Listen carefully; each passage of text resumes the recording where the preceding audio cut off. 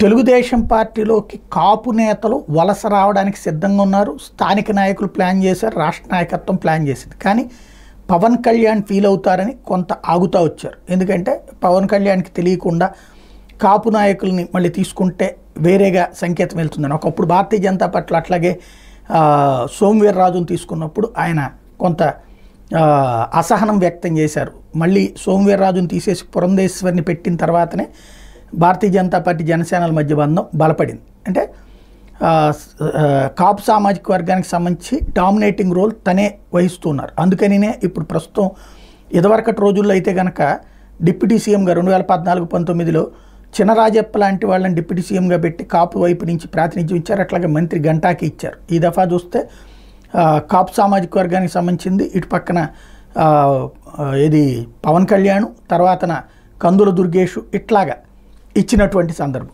ఇప్పుడు కాకపోతే ఇక పవన్ కళ్యాణ్ నిన్న మొన్న చంద్రబాబు కూర్చున్న తర్వాత జరిగింది ఏమిటో తెలియదు. కానీ యాక్చువల్గా కొంతమంది వైఎస్ఆర్ కాంగ్రెస్ పార్టీకి సంబంధించిన కాపు నాయకులు తెలుగుదేశంలోకి రావడానికి సిద్ధంగా ఉన్నా ఇంతవరకు గ్రీన్ సిగ్నల్ ఇవ్వలేదు. ఆళ్ల నాని అప్పుడు ఎప్పుడో రావాలి, ఒకటి లోకల్గా ఉన్నటువంటి బడేటి బుజ్జి అడ్డుపడ్డారు.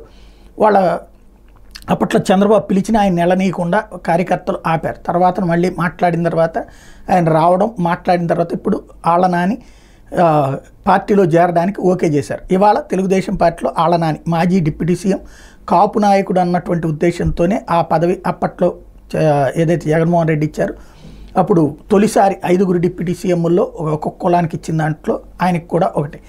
ఇప్పుడు ఆయన చేరబోతున్నారు. ఇక ఇప్పుడు గ్రంథి శ్రీనివాస్ ఆల్రెడీ రాజీనామాకు సంబంధించి చూసాం, ఆయన చేరతారన్నటువంటి అంశం అయితే. అట్లాగే మొన్న ఇంకొక కాపు నాయకుడైనటువంటి అవంతి శ్రీనివాస్, వీళ్ళిద్దరూ కూడా తెలుగుదేశం పార్టీ బాట పట్టడానికి సిద్ధంగా ఉన్నారన్నటువంటి ప్రచార నేపథ్యంలో తెలుగుదేశం జనసేన ముందు జనసేన అన్నటువంటి ప్రచారం అయింది. కాకపోతే వాళ్ళేమి తేల్చలేదు. ఇంకోటి వాళ్ళ పార్టీలోనే వాళ్ళని చేర్చుకోవడానికి వ్యతిరేకం ఉంది.